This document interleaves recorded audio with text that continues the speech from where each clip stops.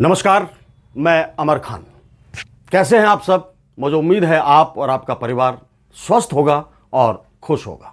मैं हमेशा भगवान से यही प्रार्थना करता हूँ, खुदा से यही प्रार्थना करता हूँ, आप स्वस्थ रहें, आपका परिवार स्वस्थ रहे, ज़िंदगी में तरक्की करते रहें और देश की उन्नति में अपना योगदान देते रहें। हम बात तो कर रहे हैं लगातार, बहुत दिनों से हर किसी न किसी के बारे में बात की जाती है, लेकिन आज मैं बात करना चाहता हूँ हमारे माननीय प्रधानमंत्री श्री नरेंद्र मोदी जी की। मैं 10 साल पीछे थोड़ी देर के लिए लेकर चलता हूं आपको। 2014 में जब हम प्रधानमंत्री जी को देखते थे, चेहरे पर तेज था, एनर्जी थी, कॉन्फिडेंस था, विश्वास था और एक उम्मीद थी देश को और देश के लोगों को कि आज जिस शख्सियत को हम अपने सामने से देख रहे हैं, यानी मोदी जी को, ये हमारे देश का भविष्य बदल कर रख देंगे। देश को उन्नति के रास्ते पर लेकर चलेंगे, देश को प्रगति के रास्ते पर लेकर चलेंगे। नई नई टेक्नोलॉजी हमारे देश के अंदर अब आएगी और हम चीन, अमेरिका, जापान, इन देशों की श्रेणी में जाकर खड़े हो जाएंगे। हर देशवासी के मन में, दिल में, दिमाग में ये उम्मीद बंध चुकी थी, लेकिन जैसे जैसे वक्त बीतता चला गया, वो उम्मीदें, जो उम्मीद की किरण हमारे और आपके दिल और दिमाग में आई थी, वो धूमिल होने लगी और वो ओझल हमारी आंखों से होने लगी। सवाल इस बात का है कि जब 2014 में हमने प्रधानमंत्री जी का भाषण सुनते थे, उस वक्त उनके जो भाषणों में हमने सुना कि देश को 5 ट्रिलियन इकोनॉमिक पावर हम बनाएंगे, देश के अंदर बुलेट ट्रेन लेकर आएंगे, डिजिटल इंडिया बनाएंगे, मेक इन इंडिया बनाएंगे और जो हवाई चप्पल पहनता है मजदूर, उसको भी हवाई जहाज में बैठने का मौका मिलेगा। अपनी मर्जी से हवाई जहाज में बैठकर वो कहीं भी आ सकता है, कहीं भी जा सकता है। ऐसे ऐसे सपने हम लोगों ने देखे थे। बेटी बचाओ, बेटी पढ़ाओ, ये नारे हमारे देश के अंदर खूब चर्चा में थे। स्वच्छ भारत का सपना हर घर में देखा जाने लगा था। लेकिन बात वही है कि हमारे कहने में और हमारे करने में यदि फर्क है तो हम किसी की उम्मीदों पर खरा नहीं उतर सकते। किसी की तो छोड़िए, हम अपनी उम्मीदों पर भी खरा नहीं उतर सकते यदि हम अपनी जबान से निकले हुए शब्द को अंजाम नहीं देते हैं। एक तो आम आदमी होता है जो दिन रात झूठ बोलेगा, इधर आएगा, उधर जाएगा, बातें करेगा। एक होता है बड़ी पर्सनालिटी, और वो भी देश का पीएम, 140 करोड़ लोगों का पीएम। यदि अपनी बातों से मुकरता है, अपने वादों को भुलाने की कोशिश करता है जनता को, कि जनता उन वादों को याद ही ना रखे और उन वादों से हटकर दूसरे रास्ते पर चलने की कोशिश करता है, तो समझ लीजिए कि आम जनता का, देश का और पूरे जो देश की जो इकोनॉमिकल शक्ति है, इकोनॉमिकल जो ढांचा है, उसका अंजाम क्या होगा। उन वादों से चलते चलते चलते चलते आज हम कहां आ गए हैं। मंगलसूत्र छीन लेंगे, आपकी भैंस खोल कर ले जाएंगे, मटन, मुर्गा, मुसलमान, घुसपैठिए, आतंकवादी अपने देश के लोगों के लिए है, ये बाहर वालों के लिए नहीं था। ऐसी ऐसी बातें चलकर माननीय प्रधानमंत्री जी के मुंह से हमें पिछले दिनों में सुनने के लिए मिली हैं। उन बातों को यदि हम सोचते हैं, एक देश का आम नागरिक होने के नाते मैं आपसे बात कर रहा हूं, यदि मैं ये सोचता हूं कि क्या ये वही प्रधानमंत्री हैं जिन्होंने इतने बड़े बड़े सपने हमारे देश के लोगों को दिखाए थे, हवाई जहाज से लेकर वो हमें जमीन पर ले आए हैं, वो हमें बता रहे हैं कि वो फलाना आदमी आपका मंगलसूत्र छीन लेगा, वो फलाना आदमी आपकी भैंस खोल कर ले जाएगा। तो ये हम कैसे विश्वास करें इस बात को कि ट्रिलियन इकोनॉमिक बात करने वाले प्रधानमंत्री आज मंगलसूत्र और भैंस पर आकर रुक गए हैं। देश तरक्की कैसे करेगा यदि देश को चलाने वालों का दिमाग उसी दायरे में घूमता रहेगा, उसी सोच को बढ़ावा देता रहेगा जिस सोच की वजह से हमारा देश आज भी पीछे है। हमारा देश तरक्की क्यों नहीं कर पाया था? कारण वही था पिछली सरकारों ने बहुत कोशिश की, बहुत कोशिश की, लेकिन नहीं निकल पाए। एक उम्मीद की किरण जागी थी 2014 में, जब प्रधानमंत्री आए तो सबने सोचा कि चलो देश बदलेगा, देश के हालात बदलेंगे, देश के अंदर उजाला होगा, देश तरक्की के रास्ते पर आगे बढ़ेगा, हर घर में रोजगार होगा, हर घर में नौकरी होगी, हर घर में कार होगी, हर घर में बाइक होगी, हर घर में खुशहाली होगी। यह सोचकर सबने एक मुश्त प्रधानमंत्री नरेंद्र मोदी को वोट कर दिया था और बड़े भारी बहुमत से जीत कर आए। और लोगों को लगने लगा कि अब देश के हालात बदलने जा रहे हैं, धीरे धीरे हालात बदलते रहेंगे। लेकिन हालात बदले नहीं। एक भाषण मैंने मोदी जी का सुना था, बड़े जोश में उन्होंने कहा था कि क्या कारण है, सुनिए गौर से। उन्होंने कहा था कि हम भी राजनीति में रहते हैं, क्या कारण है कि बांग्लादेश का रुपया नहीं गिरता, पाकिस्तान का रुपया नहीं गिरता, श्रीलंका का रुपया नहीं गिरता, भूटान का रुपया नहीं गिरता, हमारा रुपया दिन प्रतिदिन गिरता चला जा रहा है। समझ रहे हैं आप? हमारा रुपया डॉलर के मुकाबले दिन प्रतिदिन गिरता चला जा रहा है। और यही बात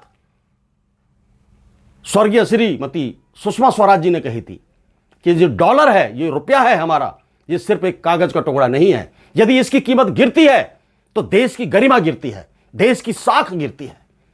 जब प्रधानमंत्री आए थे तो डॉलर की कीमत 65 रुपए थी, 60 से 65 रुपए, 58 से 65 के बीच थी, और आज 84-85 रुपए के आसपास है। यानी हमारा एक रुपया, एक डॉलर उनका, एक डॉलर का मतलब आप समझिए 80 से 85 रुपए के बीच है।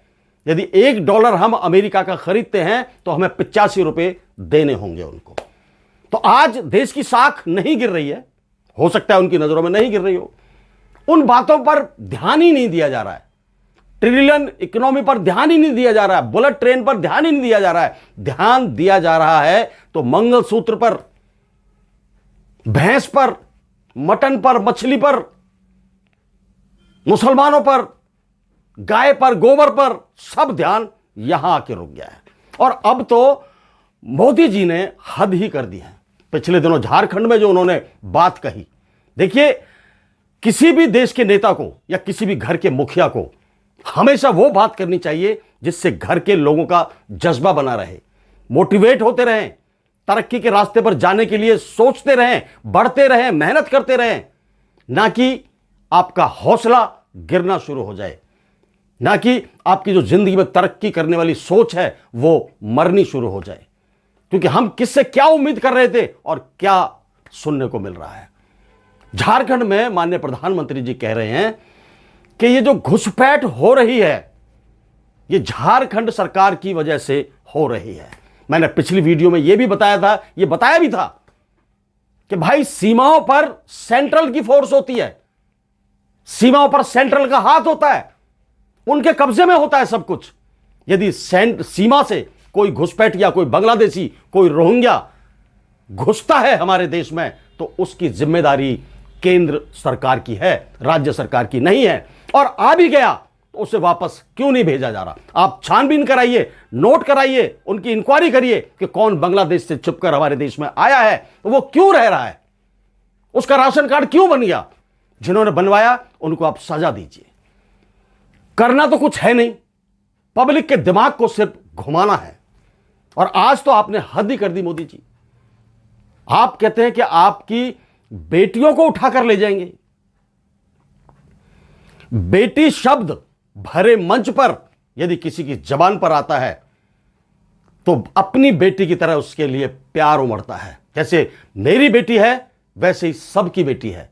बेटी ही एक ऐसी शख्सियत है दुनिया के अंदर कि जिसमें सबका साझा होता है। बेटी सबकी होती है। वो बेटी किसी की नहीं, उसकी नहीं, उसकी नहीं, उसकी नहीं, सबकी बेटी होती है। और आप सरेआम मंच से इस तरह की बात कि बेटियों को उठाकर ले जाएंगे, कैसे इतना बड़ा शब्द आपकी जबान से निकला है? प्रधानमंत्री होने के बावजूद कैसे उठा के ले जाएंगे? कैसे उठाकर ले जाएंगे आप ये भी बता दो। हम मर गए सब, उनके मां बाप मर गए हैं, उनके मोहल्ले वाले मर गए हैं, देश की सरकार मर गई है? कौन मर गया है जो ऐसी आएंगे घुसपैठिए और बेटियों को उठाकर ले जाएंगे? ऐसा कहीं देखा है क्या? ऐसा कहीं सुना है क्या? आप लोगों को इतना मूर्ख समझ रहे हो कि कुछ भी कहोगे और विश्वास करेंगे आपकी बात पर? नहीं, आपसे ये उम्मीद नहीं करते हम।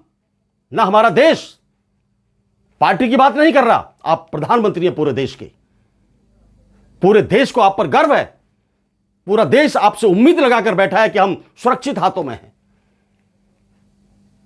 तो आप ऐसी बातें करेंगे, छोटी बातें, डराने वाली बातें, आदमी घर से बाहर ही ना निकले, बेटियों को उठाकर ले जाएंगे। कैसे कौन किसी की बेटी को उठाकर ले जा सकता है? और कितनी बेटियां उठ रही हैं? आप झारखंड की बात कर रहे हैं, आप यूपी में देख लीजिए। मैंने आप पहले भी बताया था कि करवा चौथ वाले दिन पुलिस कांस्टेबल, महिला पुलिस कांस्टेबल करवा चौथ मनाने अपने घर जा रही थी, रास्ते में रोका, उसको उठाया, अगवा किया और उसके साथ बलात्कार किया। यह तो यूपी का हाल था। और भी बहुत सारे केस हैं। मैं इन गलत चीजों को अपने चैनल पर नहीं कहना चाहता हूं, लेकिन मैं करूं तो करूं क्या? आप बताइए, मुझे कहना पड़ेगा।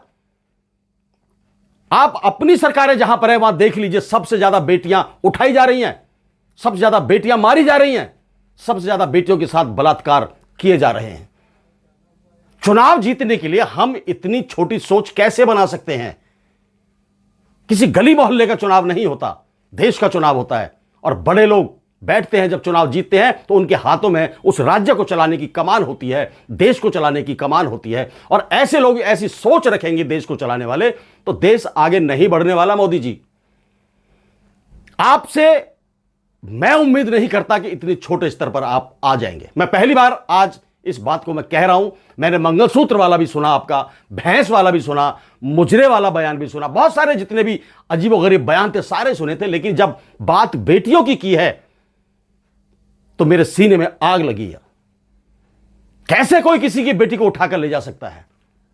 आपकी बेटी होती और कोई ऐसे कह देता कि आपकी बेटी को उठाकर ले जाएगा, और वो वक्त जब आप सोचते आपके दिल पर क्या गुजरती, वो सोच मैं समझना चाहता था लेकिन नहीं समझ सकता, क्योंकि आपके बच्चा नहीं है, कोई ना बेटा है ना बेटी है। किसी की बेटी को इतना आसान कि कोई उठा के ले जाएगा? और आप कह रहे हैं, देश का प्रधानमंत्री कह रहा है इतने बड़े मंच से, तो पूरी दुनिया में भाषण प्रचलित हो रहा है।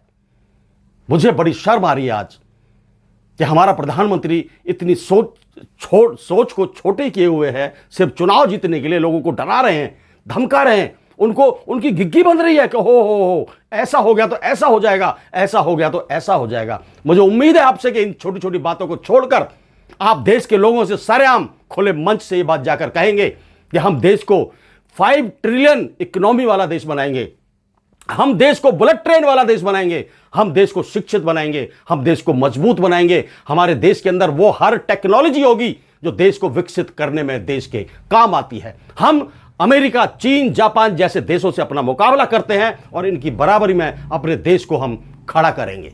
मुझे ये उम्मीद है आपसे कि आप ये कहिएगा अगले आने वाले चुनाव के मद्देनजर, जब भी आप मंच से भाषण देते हैं तो लोगों को मोटिवेट कीजिए, डराइए मत, शिक्षा के लिए आगे बढ़ाइए, टेक्नोलॉजी के लिए आगे बढ़ाइए, देश की तरक्की के लिए लोगों को बढ़ाइए, बताइए कि इस तरह से देश में तरक्की हो सकती है। आप चलिए तरक्की के रास्ते पर, मैं आपके साथ हूं। आप ऐसा कहिए लोगों को, तो देश के लोगों को बहुत खुशी होगी। नहीं तो ऐसे बातें करते करते, ऐसे भाषण देते देते न जाने कब क्या हादसे हमारे देश के अंदर होने शुरू हो जाएंगे, हम सोच भी नहीं सकते, आप सोच भी नहीं सकते। तो मेरी उम्मीद है आपसे, मेरी गुजारिश है मोदी जी, हाथ जोड़कर गुजारिश है कि आप ऐसे डरावने भाषण मंच से मत दीजिए, लोगों को मत डराइए, और बेटियों का नाम अपने मुंह से मत लीजिए इस तरह से। बहुत दुख होता है, जिनकी बेटियां होती हैं उन बापों से आप पूछिए, उन माओं से पूछिए कि हमारी बेटी के लिए ऐसा कह रहे हैं कि कोई उठाकर ले जाएगा। किसी की हिम्मत नहीं होती है, सरकारों की कमियां होती हैं, और आप अपने राज्यों में उठाकर देख लीजिए, उन कमियों की वजह से ही बेटियों पर हमले होते हैं, बेटियां बलात्कार का शिकार बनती हैं, बेटियों को मारा जाता है। मैं फिर एक बार आपसे गुजारिश करता हूं कि देश को आगे बढ़ाने का प्लान आप लोगों को समझाइए, शिक्षा में हम कैसे तरक्की करें यह प्लान आप लोगों को समझाइए, हम कैसे अपने आप को मोटिवेट रखें और संघर्ष करें और देश को प्रगति के रास्ते पर ले जाएं, ये आप समझाइए। जय हिंद, जय भारत, नमस्कार।